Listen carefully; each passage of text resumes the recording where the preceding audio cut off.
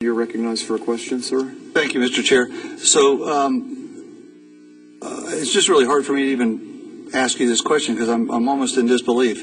If a baby is born on a table as a result of a botched abortion, what would Planned Parenthood want to have happen to that child that's struggling for life? You're recognized. Thank you, Mr. Chairman. Well, we believe that any decision that's made should be left up to the woman, her family, and the physician. Okay, Chair Davis, and then we'll come back to you, Rep. Oliva. Thank you, Mr. Chairman. And I believe you were in the committee room whenever I asked Representative Pigman the question about what happens in a situation where a baby is alive, breathing on a table, moving. What do your physicians do at that point? You're recognized. I do not have that information. I am not a physician. I'm not an abortion provider.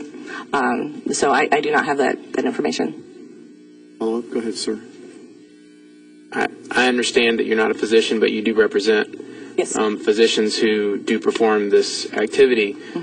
And can you tell me what happens when a baby is alive on the table at that point? What do they do with the baby that is struggling to live?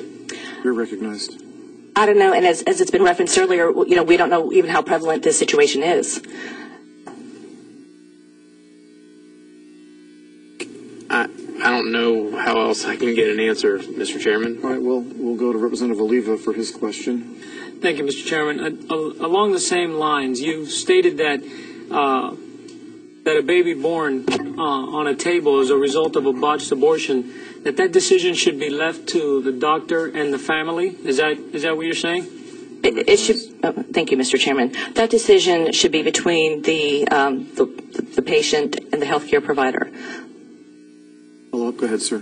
Thank you, Mr. Chairman. I think that at that point, the patient would be the child struggling on a table. Wouldn't you agree? You're recognized. That's a very good question. I really don't know how to answer that. I think, I would be glad to have some more, conversations with you about this. Thank you, Mr. Chairman. Representative Cleland for a question. Thank you, Mr. Chair. If the law doesn't speak to a physician's obligation in an abortion clinic setting, then what conflict do you have here? You mentioned in your testimony that the law already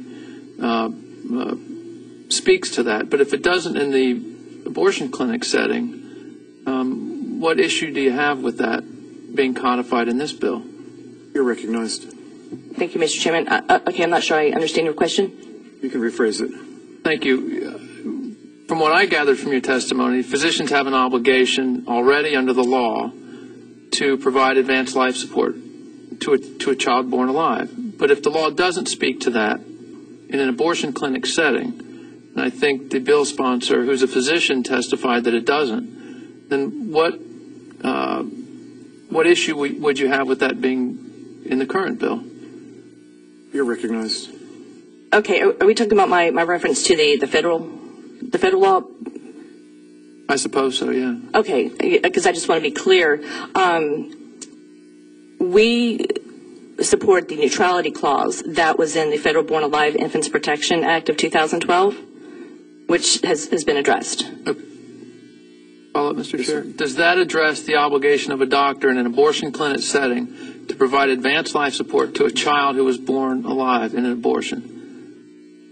No, the neutrality clause addresses the situation where this particular language can't be extrapolated out through other, statutes dealing with abortion. It just deals with this particular area.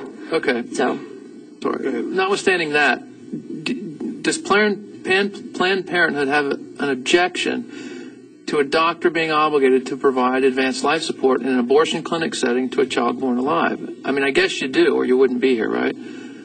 You're recognized. Thank you, Mr. Chairman.